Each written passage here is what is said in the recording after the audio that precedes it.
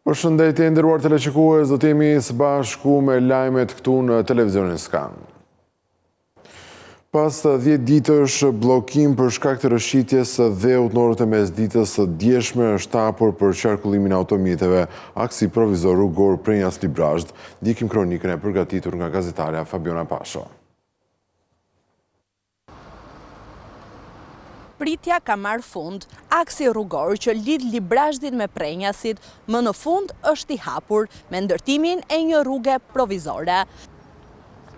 Janë marrë gjithë masat të paraprake që ne japim garanci që këtu jemi në kushte sigurie të plot, pra duke filluar nga devijimi i lumit Shkumbin që të mos godiste më poshtë hekur rrugës, por ashtu gjithë edhe sondat na erdhën shumë në ndihmë, pasi nëpërmjet sondave ne arritëm të lokalizonim, të identifikonim disa burime ujë nën toksore që ishin aty, ose dhe themi disa pellgje nën ujore që ishin krijuar, dhe nëpërmjet masave inxhinierike dhe proceseve drenuese, ato janë disiplinuar tashmë dhe ne kemi bërë disiplinimin e plot dhe urave nën toksor, por edhe atyre sipërfaqësor, që na shmangin le të themi erozionin që mund na vi nga sipër. Ndërkohë po vëjon punë edhe me shkallëzimin me bernat, për që quhen në gjuhën teknike, në skarpat, që të japim një ekuilibër të plotë të gjithë këtij segmenti këtu. Duke qenë që këtu jemi në një aks të ri, që sapo le të themi është shtruar, është ngjeshur, ka nevojë për kohën e vet sa stabilizohet. Është e kohë të bëjmë një shtresë asfalti, sepse në momentin më të parë ai do të kriset, pra do japë shenjat e veta. Kështu që ne po presim që të krijojmë bindjen që ka arritur stabilitetin e tij dhe mendojmë që me harko 7 ditë, 10 ditë në varësi dhe të le të themi të ecurisë, sepse ne do mbajmë monitorim gjatë gjithë kësaj kohe, do të vijojmë edhe me shtresën asfaltike. Kozeli gjithashtu jep detaje për rrugën alternative e cila do të ndërtohet Buz-Lumit Shkumbin, e ndërthurur me trupën e hekurudhës. Sa i takon rrugës alternative, që është dhe vendimi i Këshillit Teknik datës 24 shkurt, kjo është një aks alternativ prej 1.3 km me një gjatësi 1.3 km dhe një lartësi që do të variojë nga 5 deri në mbi 10 metër në segmentet caktuar atij, dhe për realizimin e cilit do të nevojiten 98.000 metër kub mbushje, nga cilat 80 për krijimin e aksit dhe 18 për mbrojtjen lumore në gjithë gjatësinë e tij. Ndërkohë parashikohen edhe shtresat asfaltike që janë 2.8 ton shtresë asfaltike ose 10.000 metër katror. Pra, në këtë moment ARSH është mobilizuar që të vijojë me shkresat dhe të fillojmë punën sa më parë. Por në analizat parashikimet tona për realizimin e këtij aksit në kushte optimale moti nevojiten të paktën 60 ditë. Aksi Librazhd-Prenjas u bllokua pas rrëshqitjeve masive të tokës, duke bllokuar kështu qarkullimin e mjeteve në këtë aks.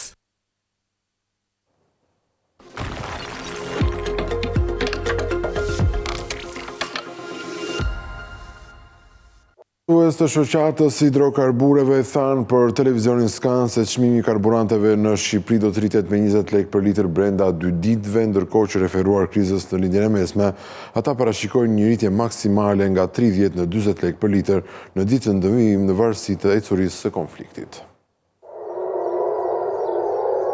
Situata e krijuar nga tensionet në lindjen e mesme pritet të reflektohet menjëherë në tregun shqiptar të karburanteve, ku përfaqësues të shoqatës së hidrokarbureve paralajmërojnë një rritje me 20 lekë për litër brenda 2 ditëve.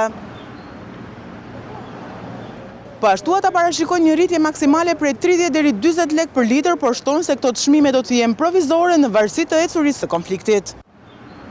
Tregu i naftës në Shqipëri varet rësisht nga importet, ndërsa parashikimet për një rritje 30 deri 40 lekë për litër bazohen jo vetëm në mbylljen e ngushticës së Hormuzit, ku kalon pothuajse 20% e naftës së botës, por edhe me sulme në rafineritë e Arabisë Saudite, duke sjellë rritje të kostove të importit dhe pasiguri për furnizimet ndërkombëtare.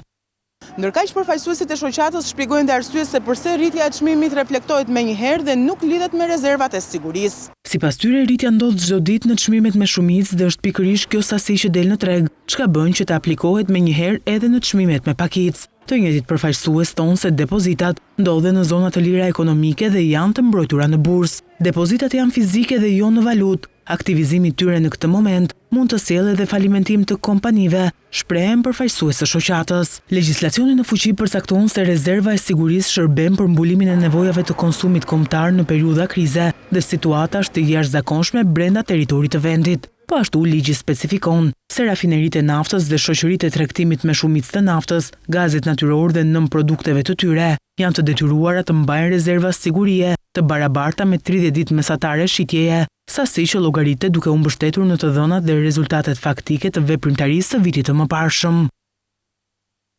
Nga ana tjetër, tarifat globale të transportit të naftës dhe gazit u rritën ndjeshëm pasi transporti detar përmes ngushticës së Ormuzit është ndalur pothuajse plotësisht. Sipas analistëve, është shumë e vështirë që të vlerësohen tarifat e transportit detar pikërisht në Gjirin Persik.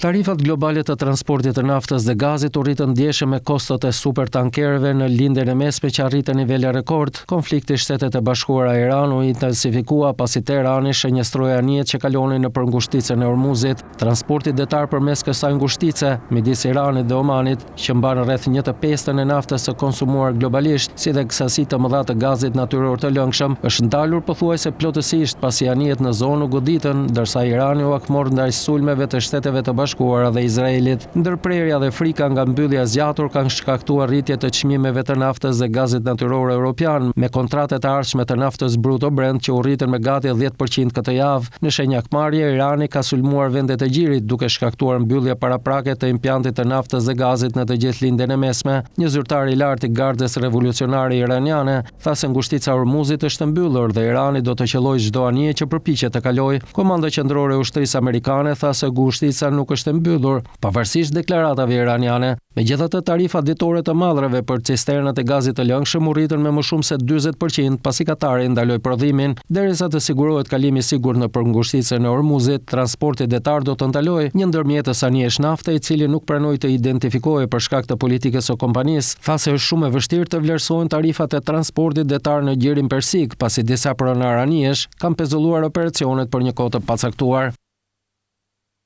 Ndërprerja e rrjedhës së naftës dhe të gazit në lindjen e mesme që kalon në ngushticën e Ormuzit rrezikon rreth 20 milion fuqi nafte në ditë dhe nën produkteve të tjera, afërsisht 1/5 e konsumit global të naftës. Ndonse Europa është më pak e ndikuar direkt nga ky realitet, ajo do të preket nga rritja globale e çmimit të naftës dhe gazit të lëngshëm natyror në tregjet globale. Sulmet kundër Iranit nga Shtetet e Bashkuara dhe Izraeli kanë rihapur çështjen më të rëndësishme të sigurisë energjetike në ekonominë globale, ndërprerjen e rrjedhave të naftës dhe gazit në lindjen e mesme që kalojnë nëpër pikën më të rëndësishme të transportit energjetik në botë, ngushticën e Ormuzit. Në rrezik janë rreth 20 milion fuqi në ditë naftë dhe produkte nafte, afërsisht 1/5 e konsumit global, plus të gjitha eksportet e gazit natyror të lëngshëm nga Katari dhe Emiratet e Bashkuara Arabe, ekuivalente me rreth 20% të tregtisë globale. Një konflikt i shkurtër do të injektonte një prim rreziku gjeopolitik në tregjet e naftës dhe gazit. Një ndërprerje zgjatur, ndoshta disa javëshe, do të fillonte të gryente inventarët, të kufizonte logjistikën dhe të tregonte balancat globale të naftës dhe gazit me efekte shumë të mëdha në çmime. Europa është shumë më pak e varur nga nafta dhe gazi e Gjirit Persik sesa Kina, India, Japonia apo Korea e Jugut, por nuk është e izoluar. Nafta dhe gazi janë tregje globale. Çdo bllokim i ngushticës së Ormuzit mund të shkaktojë rritje të menjëhershme të çmimeve që do ta godisin Europën, pavarësisht nga importet e saj të kufizuara fizike. Dobësia më e theksuar e Europës është gazi i lëngshëm. Nëse rrjedhat e gazit përmes ngushticës së Ormuzit kufizohen, disponueshmëria globale në treg zvoglohet menjëherë. Europa do të detyrohej më pas të konkurronte me blerësit azjatik për ngarkesa fleksibile në treg,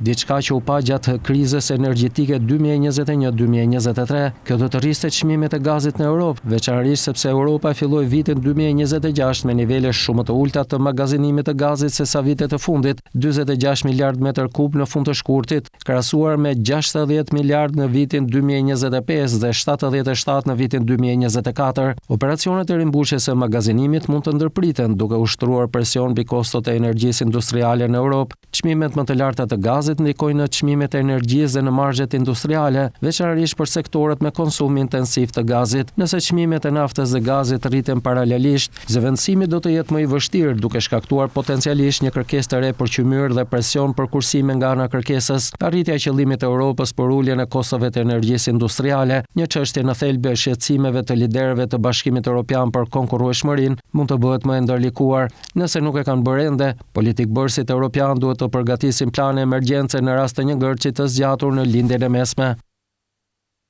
Kryeministri i Izraelit Benjamin Netanyahu tha se lufta kundër Iranit nuk do të zgjas me vite, por nga ana tjetër konflikti u zgjerua pasi Izraeli sulmoi përsëri milicin Hezbollah në Liban dhe Irani sulmoi përsëri shtetet e Xhirit Persik që strehojnë bazat amerikane. Kryeministri izraelit Benjamin Netanyahu tha se lufta kundër Iranit nuk do të zgjas me vite, ndërsa konflikti u zgjerua me Izraelin që sulmoi përsëri milicin Hezbollah të mbështetur nga Irani në Liban dhe nga ana tjetër Iranin që sulmoi shtetet e Gjirit që strehojnë bazat amerikane.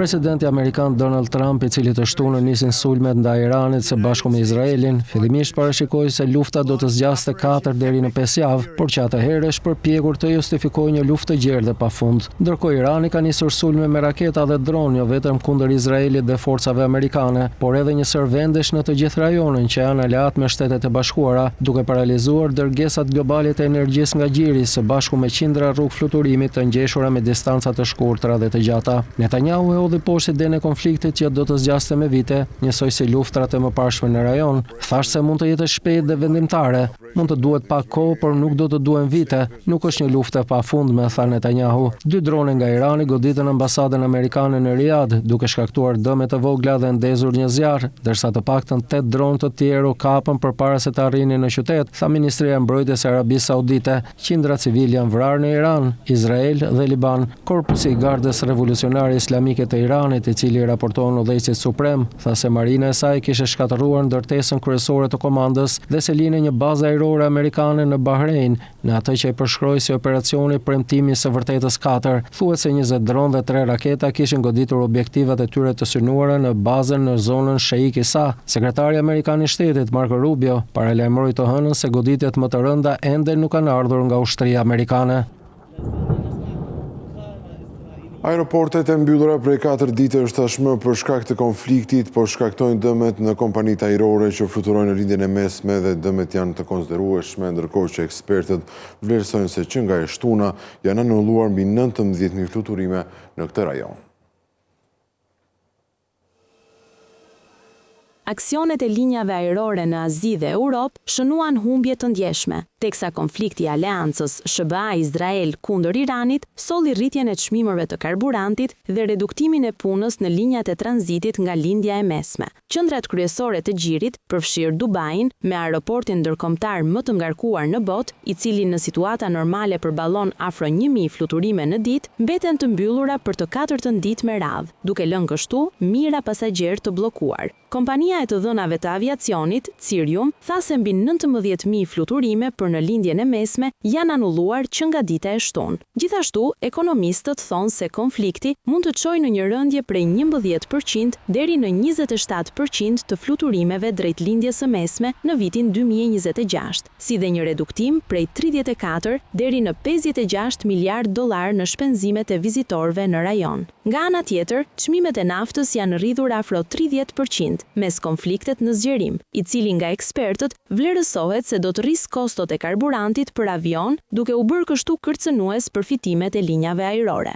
Megjithatë, shumë drejtues të linjave ajrore kanë bërë me dije se deri tani gjenden të përgatitur përballë pasojave gjeopolitike. Drejtori ekzekutiv i Ryanair tha se kompania posedon rezerva të mjaftueshme nafte, të cilat e mbrojnë atë për 12 muajt e ardhshëm nga trazirat dhe konfliktet gjeopolitike, si ky i fundit.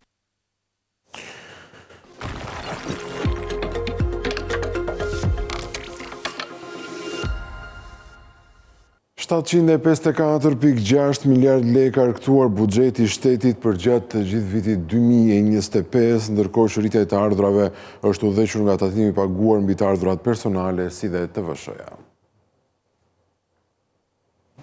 Buxheti i shtetit ka argëtuar rreth 754.6 miliard lekë të ardhura gjatë vitit 2025. Të ardhurat totale u realizuan në masën 98% e planit të periudhës dhe 99.7% të planit vjetor sipas buxhetit fillestar. Krahasuar me vitin 2024, u mblodhen rreth 44 miliard lekë ose 6.2% më shumë. Të ardhurat tatimore të mbledhura nga administrata tatimore u realizuan në shumën 256.5 miliard lekë, 29.1 miliard lekë ose 12.8% më shumë se janari dhjetori janori i vitit 2024. Krahasuar me planin, të ardhurat janë mbledhur 1 miliard lekë më shumë. Të ardhurat nga TVSH-ja arkëtuar neto u realizuan në shumën 68.5 miliard lekë, 8.9 miliard lekë ose 14.9% më shumë se periudha janar-dhjetor 2024 dhe me realizim në shumën 2.7 miliard lekë më shumë se plani i periudhës. Të ardhurat e mbledhura nga tatimi mbi fitimin u realizuan në shumën 58.5 miliard lekë, 1.6 miliard lekë ose 2.7% më shumë se periudha janar-dhjetor 2024. Nga tatimi mbi të ardhurat personale janë arkëtuar 82.5 miliard lekë, 16.4 miliard lekë ose 24.7% më shumë se periudha janar-dhjetor 2024. Të ardhurat nga taksat nacionale rezultojnë në 46.9 miliard lekë, 2.3 miliard lekë ose 5.1% më shumë se një vit më parë. Të ardhurat nga fondet speciale që përfshin të ardhurat nga sigurimet shoqërore dhe shëndetësore u realizuan në shumën 178.2 miliard lekë, 17.3 miliard lekë ose 10.7% më shumë se periudha e vitit 2024, si dhe me realizim prej 100.8% e planit të periudhës. Të ardhurat tatimore të mbledhura nga administrata doganore u realizuan në vlerën e 239.7 miliard lekë, 10.2 miliard lekë më shumë se viti 2024, si dhe 98.2% e planit të periudhës. Nga TVSH në import, u mblodhën 158.7 miliard lekë ose 4.4 miliard lekë më shumë se e njëjta periudhë një viti më parë, ndërsa të ardhurat nga akciza arritën në 69.6 miliard lekë, 6.2 miliard lekë më shumë se 2024. Të ardhurat e arkëtuara nga renta minerare në eksport për periudhën janar-dhjetor 2025 janë në shumën e 1.9 miliard lekë, ndërsa taksat doganore u mblodhen 9.5 miliard lekë. Shpenzimet e përgjithshme publike për vitin 2025 arritën në 801.7 miliard lekë, apo rreth 73.1 miliard lekë më shumë se një vit më parë. Që nga fillimi i vitit 2026, çmimet e banesave në Shqipëri po mbështeten nga migrimi drejt Tiranës, kthimi diasporës, por edhe rritja e sektorit të turizmit. Sipas dhënave të publikuara së fundmi, këto presione pritet që të vijojnë edhe vitet që vijnë. Sipas studimit të Investropa që nga fillimi i vitit 2026, tregu i pasurive të paluajtshme në Shqipëri po ndikohet nga një kombinim faktorësh demografik dhe ekonomik që po ushtrojnë presion të përzier mbi çmimet. Lëvizja e popullsisë nga zonat rurale drejt atyre urbane, sidomos drejt Tiranës, si dhe hyrje ndërkombëtare po mbështesin kërkesën në kryeqytet dhe në zonat bregdetare. Në të kundërt, rënja e përgjithshme e popullsisë për shkak të emigrimit dhe nivelit të ulët të lindjeve po kufizon kërkesën në qytetet dytësore. Tirana ka kaluar në mbi 500.000 banor, ndërsa shumë zona rurale vijojnë të shpopullohen. Përqendrimi i të rinjve dhe i forcës punëtore në kryeqytet ka rritur kërkesën për apartamente, duke mbajtur çmime në nivele të larta. Paralelisht, kthimi i shqiptarëve të diasporës, të cilët blejnë shtëpi të dyta ose prona për pension, si dhe rritja e komunitetit të huajve dhe punëtorëve në distancë që zgjedhin të jetojnë në Shqipëri, kanë shtuar presionin mbi tregun, veçanërisht në zona turistike. Përtej demografisë, një rol të rëndësishëm luan edhe turizmi. Në vitin 2025, numri i vizitorëve arriti në rreth 12 milion, duke nxitur investimet në prona për qirafat shkurtër. Platforma të tilla e kanë bërë pronësinë më fitimprurse, sidomos në qytetet bregdetare. Ndërkohë, rritja e kostove të ndërtimit ka shtuar vlerën e zvendësimit të banesave, ndërsa investimet e huaja, të nxitura edhe nga pritshmëritë për integrimin evropian, kanë forcuar më tej kërkesën. Sipas analizave të bazuar në të dhënat e Instat, parashikimet e Eurostat dhe vlerësimet e Bankës Botërore, këto presione pritet të vazhdojnë për 3 deri në 5 vite të ardhshme. Përsa kohë që turizmi ruan ritme dhe procesi i integrimit në Bashkimin Evropian mbetet në rrugën e duhur. Megjithatë, ritmi i rritjes së çmimeve mund të ngadalësohet ndërsa tregu bëhet shumë më i shtrenjtë në raport me të ardhurat vendase. Nga ana tjetër, tregu i pasurive të paluajtshme në Shqipëri po shfaq një nivel të lartë paqëndrueshmërie krahasuar me tregje si Greqia apo Kroacia, por të ngjashëm me vende si Malizi apo Maqedonia e Veriut. Madhësia e vogël e tregut shqiptare bën atë të ndjeshëm ndaj luhatjeve. Shqipëria po forcon pozicionin e saj në hartën globale të turizmit. Në Berlin, në kuadër të panairit më të madh në botë për turizmin, vendi ynë mori pjesë në Ministerialin e Turizmit organizuar nga UN Tourism, me ministra dhe përfaqësues qeveritar nga rreth 40 shtete. Takimi u zhvillua një ditë përpara çeljes së panairit për publikun, duke vënë në fokus fuqizimin e destinacioneve të reja dhe potencialin e tyre në tregun ndërkombëtar, një temë ku Shqipëria shihet si një nga tregjet më dinamike në rritje në Europë, por si përfaqësohet Shqipëria në panairin më të madh të turizmit. Në Berlin, Shqipëria prezantohet me një qasje të qartë strategjike dhe një narrativ të konsoliduar destinacioni. Nën konceptin Albania All Senses, vendi ynë sjell një tjetër ofertë të strukturuar që i përgjigjet trendeve globale të turizmit, ku përfshihet qëndrueshmëria, përvoja autentike, produktet premium dhe diversifikimi sezonal. Qëllimi kryesor është forcimi i partneriteteve B2B, zgjerimi i bashkëpunimeve ndërkombëtare dhe rritja e prezencës në tregjet prioritare. Shqipëria prezantohet me një pavion dinjitoz dhe me një përfaqësim të gjerë nga turoperatorët, institucione, bashki dhe organizata të sektorit të turizmit, ndërsa priten edhe takime intensive në mediat ndërkombëtare, profesionistë të industrisë dhe partner nga e gjithë bota. Me natyrën e jashtëzakonshme, trashëgiminë kulturore, traditën dhe mikpritjen, Shqipëria vjen në këtë edicion të panajirit me një ofertë autentike dhe me ambicien për të kthyer rritjen e shpejtë të viteve të fundit në një sukses të qëndrueshëm afatgjatë. Një takim trepalësh që kishte si qëllim nxitjen e bashkëpunimit për kërkimet ekonomike, guvernatori i Bankës së Shqipërisë Gent Seko priti dhe bisedoi për rritjen e bashkëpunimit akademik me drejtuesit e lartë të Akademisë së Shkencave të Shqipërisë dhe të Kosovës. Guvernatori i Bankës së Shqipërisë, Gent Seko, priti në një takim zyrtar një delegacion nga Akademia e Shkencave dhe Arteve të Kosovës dhe Akademia e Shkencave e Shqipërisë. Takimi u zhvillua në kuadër të forcimit të bashkëpunimit ndërinstitucional dhe ndërakademik. Guvernatori Seko vlerësoi marrëdhëniet e konsoliduara ndërmjet Bankës së Shqipërisë dhe Akademisë së Shkencave të Shqipërisë, duke theksuar kontributin e vyer të komunitetit akademik në hartimin e platformës shkencore të Muzeut të Bankës së Shqipërisë dhe në pasurimin e ekspozitës të tij. Gjithashtu, guvernatori nënvizoi se edukimi financiar i publikut, nxitja e kërkimit shkencor dhe promovimi i dijes përbëjnë shtyllat e rëndësishme të misionit institucional, kundër veprimi me akademin, sjell vlera të shtuara dhe ndikim afatgjat në shoqëri. Seko theksoi se bashkëpunimi i mëtejshëm ndërmjet Akademisë së Shkencave të Shqipërisë dhe Akademisë së Shkencave dhe Arteve të Kosovës do të ndihmojë në forcimin e mëtejshëm të kërkimit shkencor në fushat ekonomike dhe financiare, në shkëmbimin e ekspertizës akademike, si dhe në hartimin e iniciativave të përbashkëta për zhvillimin e qëndrueshëm dhe integrimin rajonal.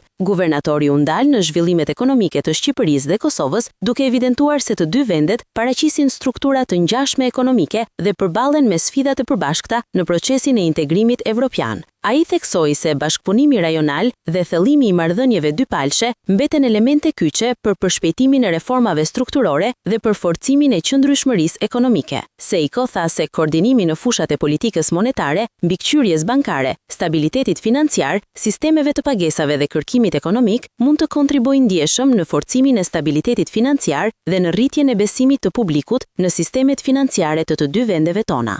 Palët diskutuan gjithashtu mundësinë e organizimit të aktiviteteve të përbashkëta shkencore, konferencave dhe publikimeve studimore. Në fund të këtij edicioni u kujtoj se për më tepër informacion ju mund të klikoni edhe në faqen tonë të internetit skantv.al, ku do të gjeni gjithçka mbi ekonominë, bankat, sigurimet, tregjet financiare dhe të tjerë. Gjithashtu mund të na gjeni edhe në Facebook, Instagram, YouTube dhe LinkedIn. To kemi përfunduar, unë ju falenderoj për vëmendjen, bashkë mirëpafshim.